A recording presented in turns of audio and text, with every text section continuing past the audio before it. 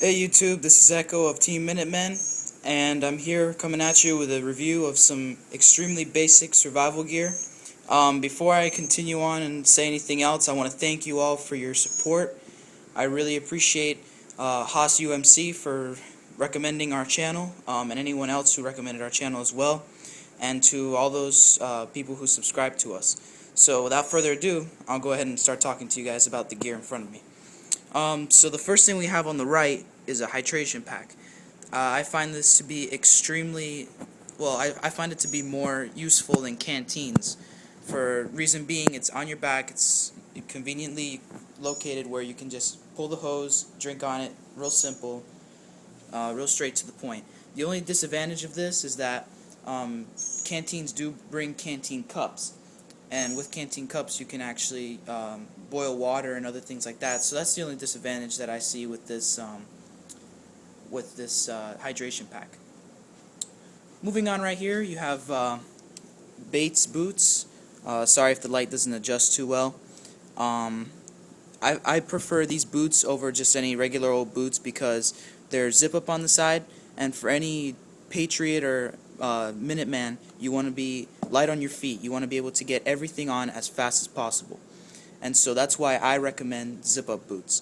The only disadvantage with the zip-up boots that I see is if you're, say, in a swampy area and you're going through water and stuff like that. I'm not sure exactly how these will hold up to water on the zipper because I haven't tested them out yet. But that's the only disadvantage I really see. Other than that, they're extremely comfortable, quick to put on, quick to take off, and they're just great boots overall. I definitely recommend them. Next thing I have here is a Molly 2 vest, fighting load carrier. This vest is not meant for combat by any means. This vest is simply for any survival situation that you may run into. As you can see, I don't have a knife on it. I'm trying to get a K-bar knife because really, you can't go wrong with a K-bar. So if you guys would recommend any other survival knives to me, that would be great. Go ahead and comment that. So let me just go into the blood and guts of this. For obvious reasons, I have a pen. I use this vest for other search and rescue things that I do with another program, so that's why that's there. I have a 100 round saw pouch, and just open it up.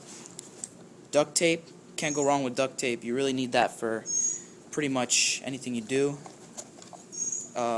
Safety glasses. You always need eye protection. You never know when shit's gonna be flying around. Especially with storms and such, and if you're, just things are gonna be flying around, probably hitting your eyes, and you want to be able to protect your eyes. Matches in a waterproof container. What's in here is basically waterproof matches, and there's a small paper-like thing where you would strike the matches, and that's how you start the fire. But not only is the container waterproof, but so are the matches, and I definitely recommend that.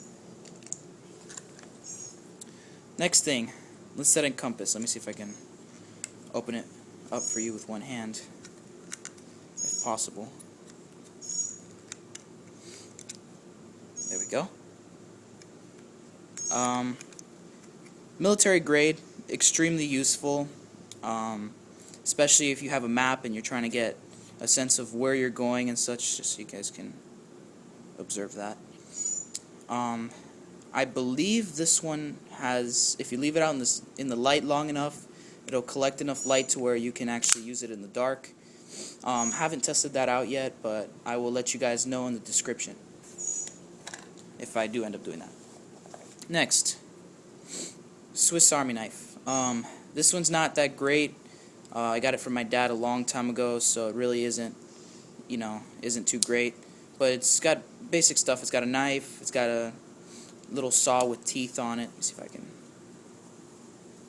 You can't really see it too well, but it's got scissors, screwdriver, basic things like that.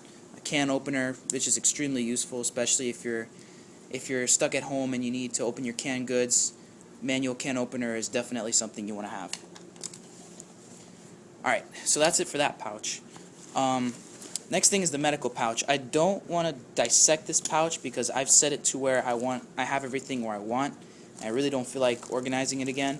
But the biggest things you want to have for your medical pouch are gloves for sure. You don't want to make contact with anything that could possibly infect you.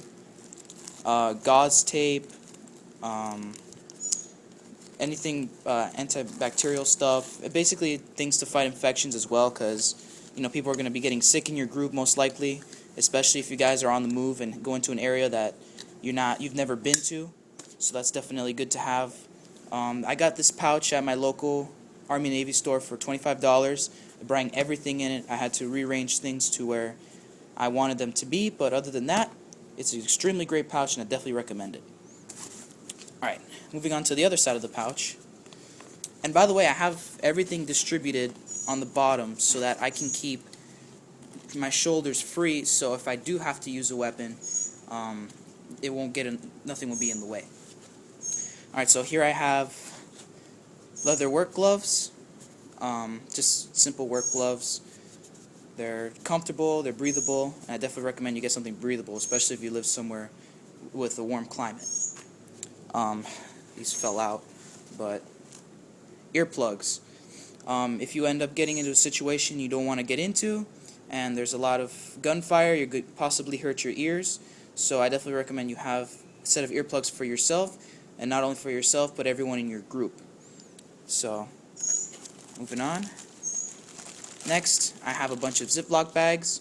You may find things that you may find useful, but you don't want to touch them directly, or you want to just have them in some type of baggie to protect them from the water. Definitely recommend carrying a set of these. And I believe that's it. Oh, no, that's it. Signal whistle. One thing that I forgot to mention with this vest is that it is extremely useful for pilots. I would know I have my private pilot's license. I fly on the weekends and such, and I always have this, if not on me, in the aircraft at all times. It's very comfortable to wear, since everything's conveniently located on the front. Your back won't be obstructed. That's another great thing about this vest. It's extremely breathable. It's mesh in the front, and it's open in the back.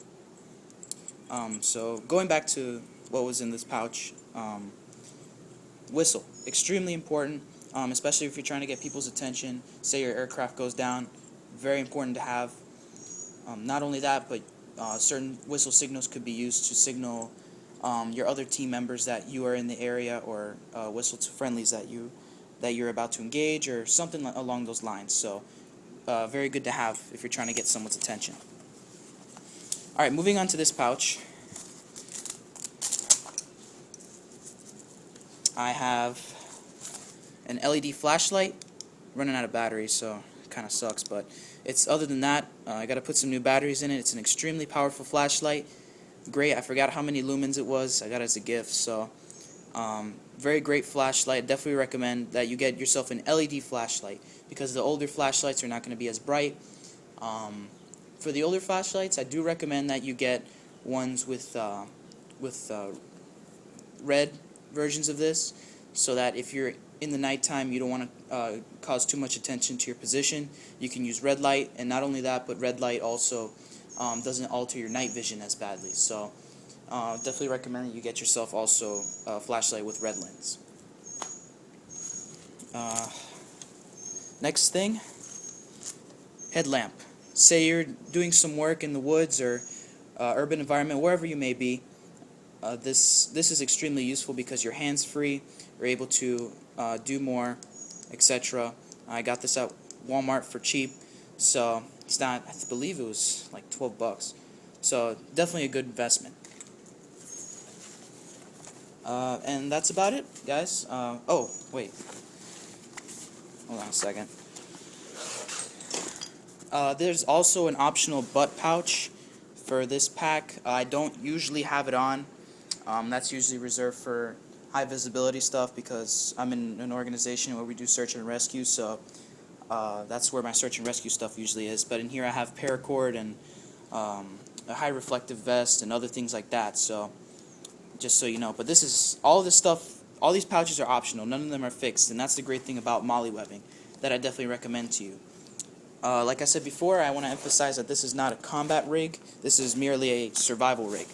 there are certain things that I'm missing. Obviously, a knife, which I would put on my non-firing shoulder, and that's pretty much it. That's as simple as you can get. There's obviously more things I want to get that I haven't gotten yet, but as a teen prepper, you can't always have all the money. You always got to work things up with your parents and get things slowly. So that's about it, guys. Comment, rate, subscribe. Again, thank you for all the support that you've given us. Echo and Kilo will definitely be keeping you posted on more videos. I'll be giving you more gear reviews. Next one will most likely be a combat rig for those of you who do own firearms, or for those of you who do have parents who own firearms. So, once again, thank you for your support. This is Echo out.